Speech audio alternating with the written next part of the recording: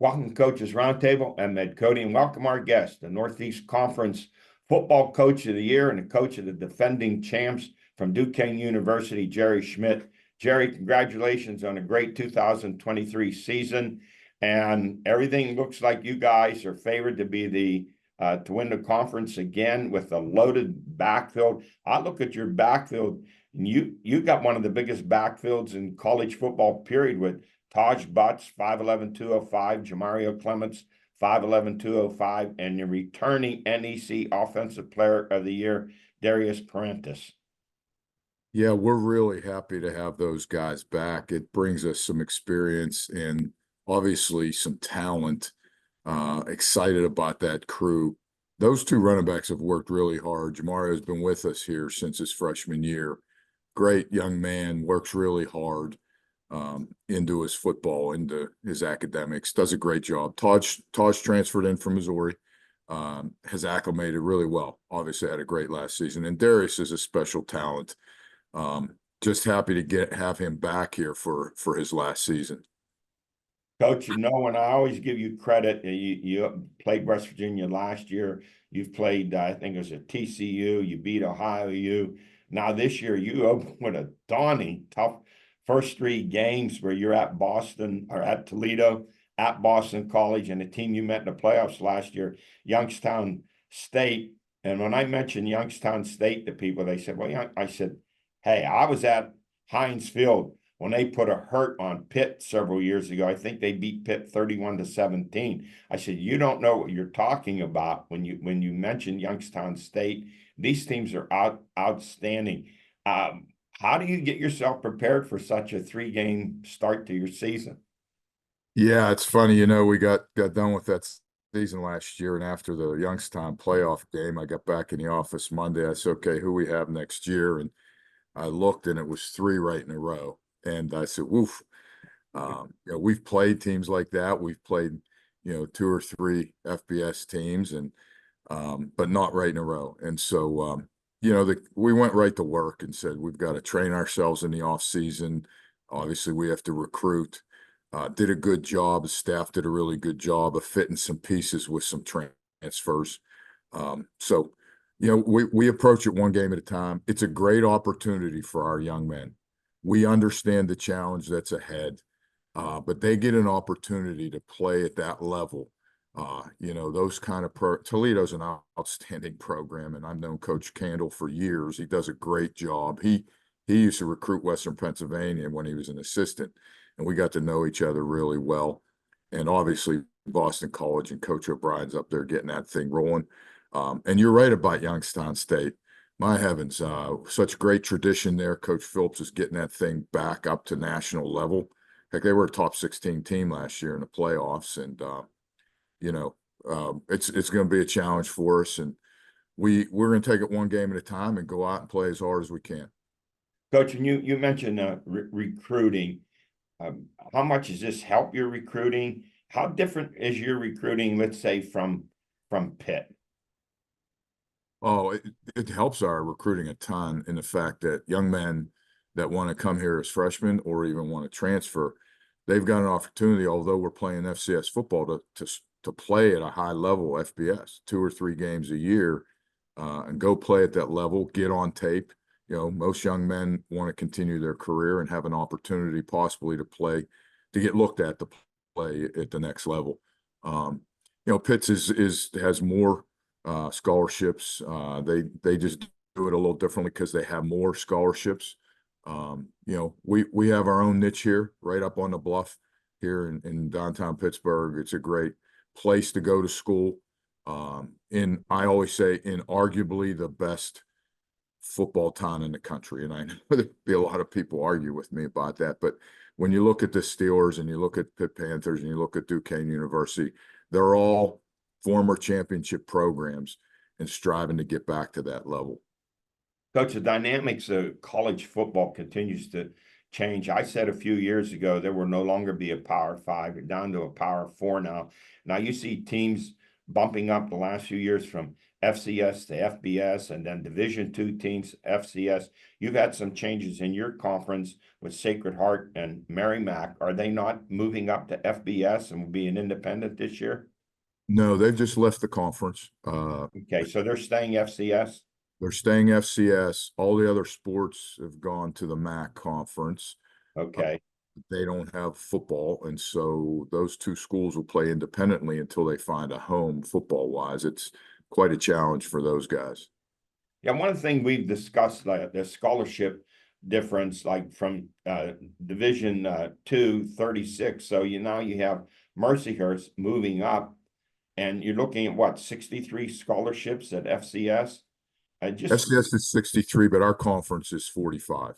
Okay, just wonder how you navigate that financially in order to take that bump up. It has to be a considerable cost.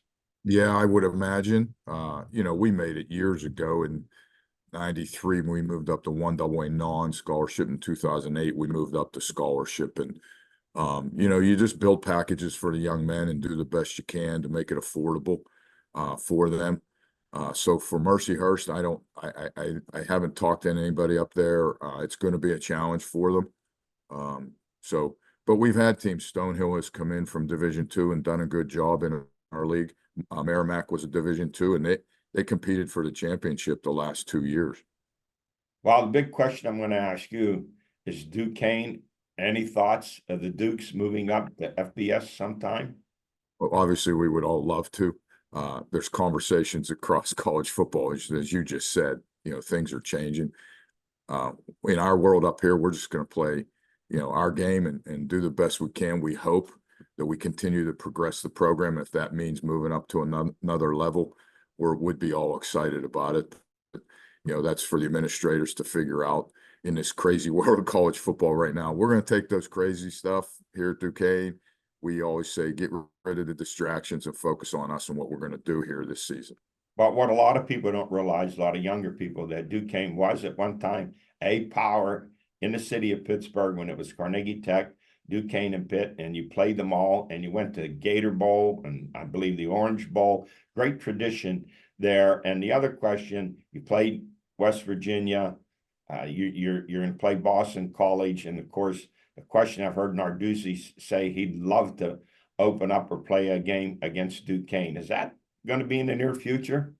I think it's always a possibility. Pat and I talk about it all the time. I go over for spring practice and have a great relationship with him. I think it'd be great opportunity for both programs. Coach, is there a requirement, like if, let's say the Dukes decide to go up to FBS, would you have to play your games now at maybe work out some agreement at Acrisure Stadium?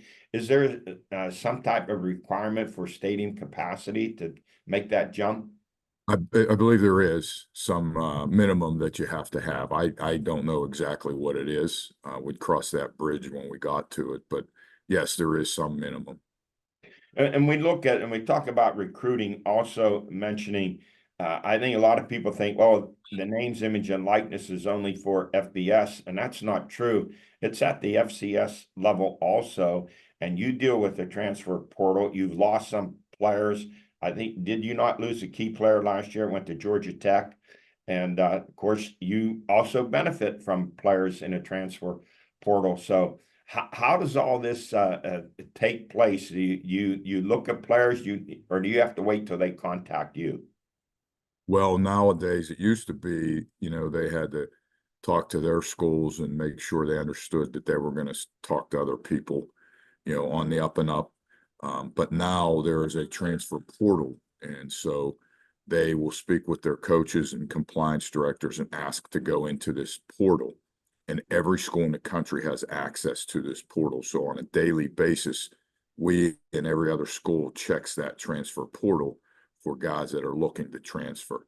We used to really benefit, before the whole portal and social media from, Western Pennsylvania, Northeast Ohio is great football. And when guys went away to big schools and things didn't work out and they wanted to come back home, we had a leg up because we were one double A. Back then you couldn't transfer across. If you were FBS, you couldn't go be eligible right away. So they were looking for a home. we had such connections in this area from high school coaches and even college coaches would call and say, hey, this young man's not working out, but he's a great young man, a good player. So we did that before. When the portal came out, now everybody in the country knows about every single player that wants to transfer.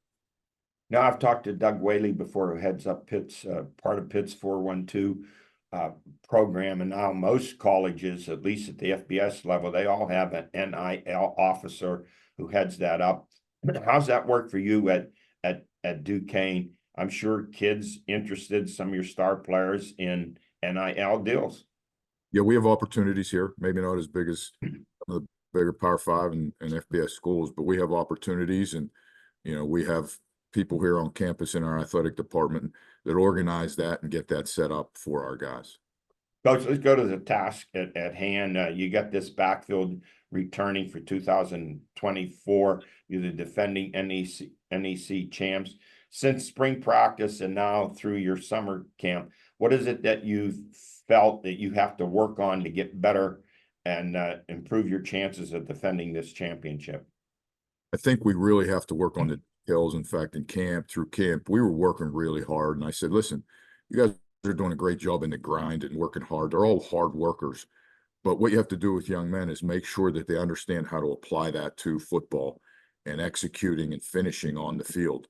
So we've been working really hard at it. We have some talent. We have some guys back. That's it for us. Thanks for joining us with this special edition and interview with Duquesne University head football coach Jerry Schmitt. Armstrong has a long history of fighting food insecurity in our communities through Breaking Bread events. Here's how you can help. We're celebrating our 7th annual Avenge Hunger Month. Join us in supporting local food banks and soup kitchens by dropping off these most requested items to your local Armstrong office between August 26th and October 6th. Together, we can knock out hunger.